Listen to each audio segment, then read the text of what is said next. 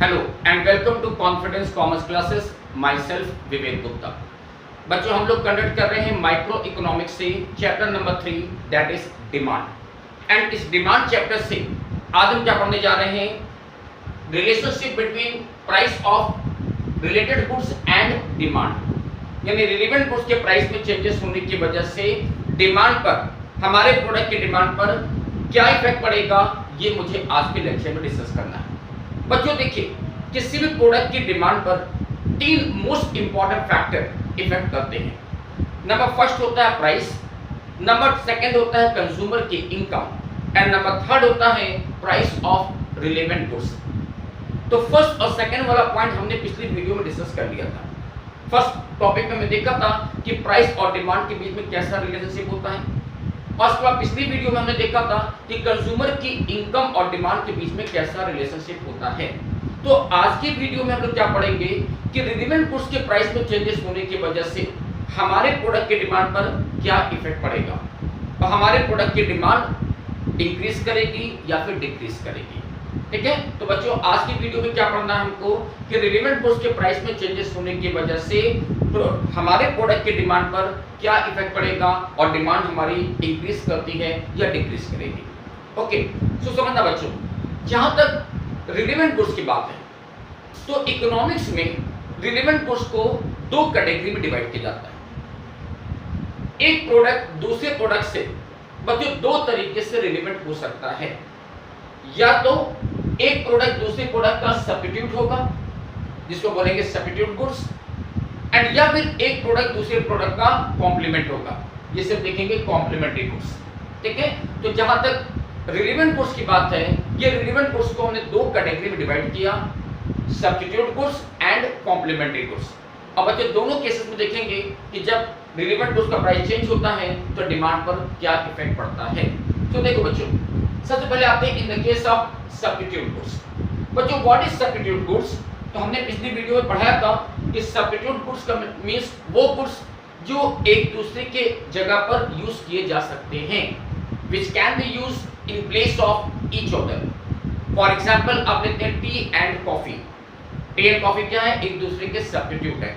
तो सोचिए बच्चों, सब्स्टिट्यूट गुड्स के मामले में जब किसी एक प्रोडक्ट का प्राइस इंक्रीज करेगा तो उससे दूसरे वाले जो प्रोडक्ट है उसकी डिमांड क्या होगी? सो दूसरे प्रोडक्ट की डिमांड क्या होगी? वो भी इंक्रीज कर जाएगी। सब्स्टिट्यूट गुड्स के मामले में क्या होता है कि जब किसी एक प्रोडक्ट का प्राइस इंक्रीज करता है तो उससे रिलेवेंट दूसरे प्रोडक्ट की डिमांड भी इंक्रीज कर जाती है। जैसे एग्जांपल लीजिए टी और कॉफी का।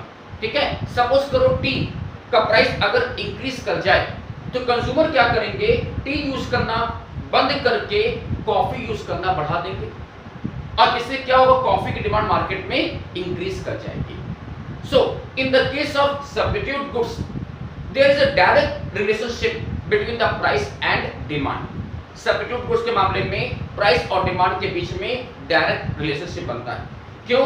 क्योंकि जब वहां पर एक प्रोडक्ट का प्राइस इंक्रीज करता है तो दूसरे प्रोडक्ट की डिमांड भी इंक्रीज कर जाती है। देखिए मैंने एग्जांपल लिया कि अगर टी का प्राइस इंक्रीज करेगा तो टी का प्राइस इंक्रीज करने से कंज्यूमर क्या करेंगे?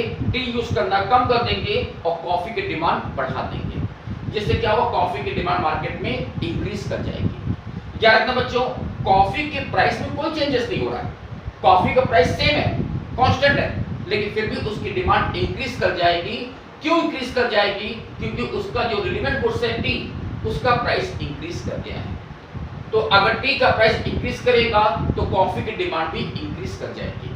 एंड इन अपोजिट, अगर टी का प्राइस डिक्रीज कर जाएगा तो कंज्यूमर अब क्या करेंगे? टी यूज करना ज्यादा बढ़ा देंगे, टी ज्यादा यूज करेंगे, और जिससे क्या होगा? मार्केट में कॉफी की डिमांड घट जाएगी।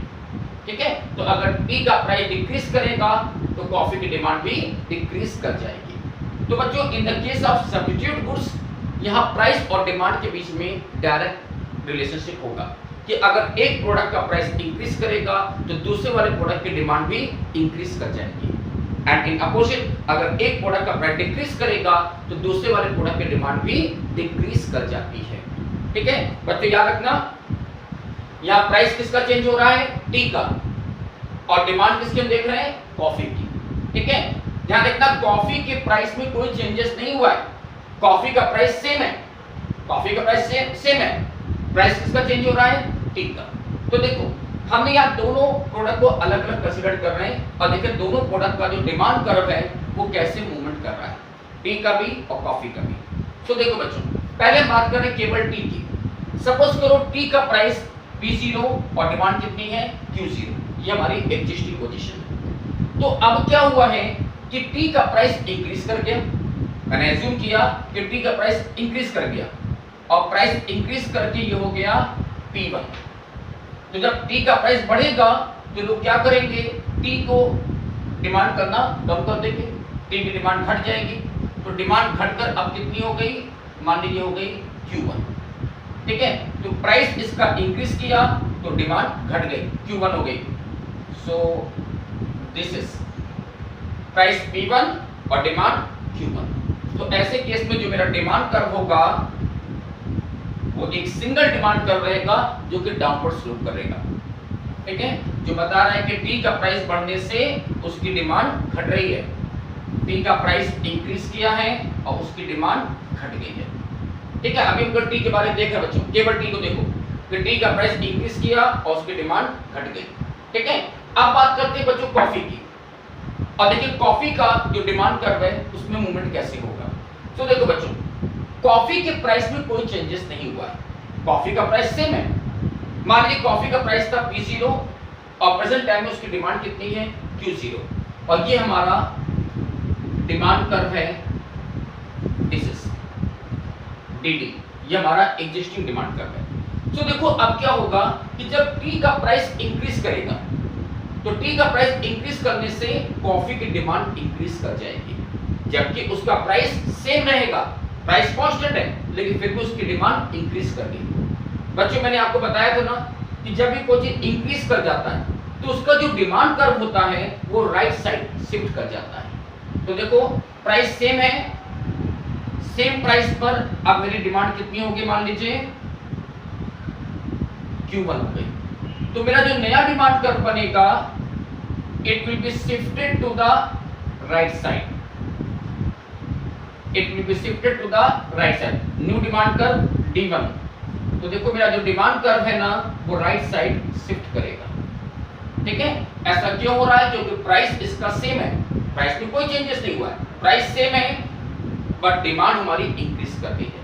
डिमांड क्यों इंक्रीज कर गई, क्योंकि उससे रिलेटेड जो गुड्स था टी उसका प्राइस इंक्रीज हो गया है।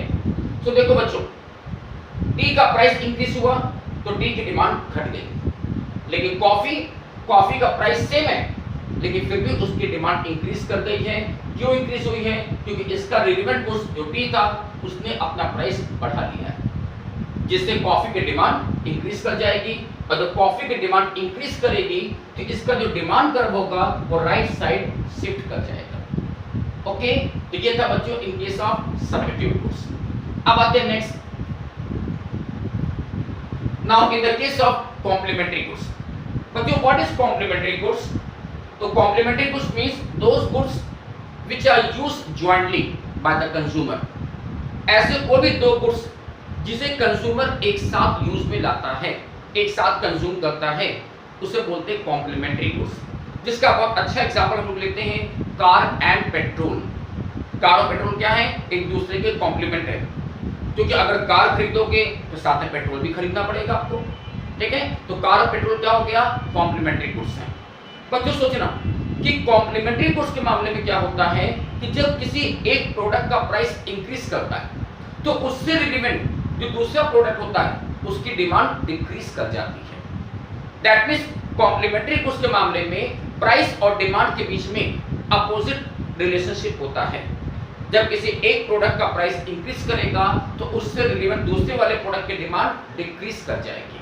जैसे एग्जांपल देखिए, मैंने एग्जांपल लिया पेट्रोल और कार का, तो ये मैंने क्या लिखा पीपी, पीपी मींस क्या हुआ, प्राइस ऑफ पेट्रोल, और ये क्या लिखा डीसी यानी डिमांड फॉर कार। तो देखो बच्चों हमने एग्जांपल लिया कि अगर पेट्रोल का प्राइस इंक्रीज करेगा तो कंज्यूमर्स क्या करेंगे, कार की डिमांड डिक्रीज कर देंगे, कार की डिमांड घट जाएगी। एंड इन अपोजिट अगर पेट्रोल का प्राइस डिक्रीज करेगा तो कार की डिमांड इंक्रीज कर जाएगी। सो बच्चों in the case of complementary goods there is a opposite relationship between the price and demand. यहाँ पर किसी एक प्रोडक्ट का प्राइस जब इंक्रीज करता है तो उससे रिलेवेंट दूसरे वाले प्रोडक्ट की डिमांड डिक्रीज कर जाती है। तो देखो बच्चों, फिर से हमने यहाँ पर भी पेट्रोल और कार सेपरेटली कंसीडर कर रहे हैं और देखते हैं इन दोनों प्रोडक्ट के मामले में उनका जो डिमांड कर्व है उनका मूवमेंट कैसे होता है। तो देखो पहले इन द केस ऑफ पेट्रोल, पहले ले रहे हैं पेट्रोल के लिए, और सपोज करो बच्चों पेट्रोल का प्राइस है अभी P0 और उसकी डिमांड कितनी है Q0। ये हमारी एग्जिस्टिंग पोजीशन है, प्राइस है P0, डिमांड है Q0। अब सपोज करो पेट्रोल का प्राइस इंक्रीज हो गया और इंक्रीज होकर हो गया कितना P1, पेट्रोल का प्राइस बढ़कर हो गया P1। तो जैसे पेट्रोल का प्राइस बढ़ेगा तो लोग क्या करेंगे, पेट्रोल की डिमांड कम कर देंगे, पेट्रोल की डिमांड घट गई, सो प्राइस इंक्रीज हुआ और डिमांड डिक्रीज कर गई। मैं बच्चों अभी पेट्रोल की बात कर रहा हूं, ठीक है। तो पेट्रोल का जैसे प्राइस इंक्रीज करेगा तो लोग क्या करेंगे, पेट्रोल की डिमांड करना कम कर देंगे, प्राइस इंक्रीज हुआ डिमांड डिक्रीज कर गई। तो मेरा जो डिमांड कर्व होगा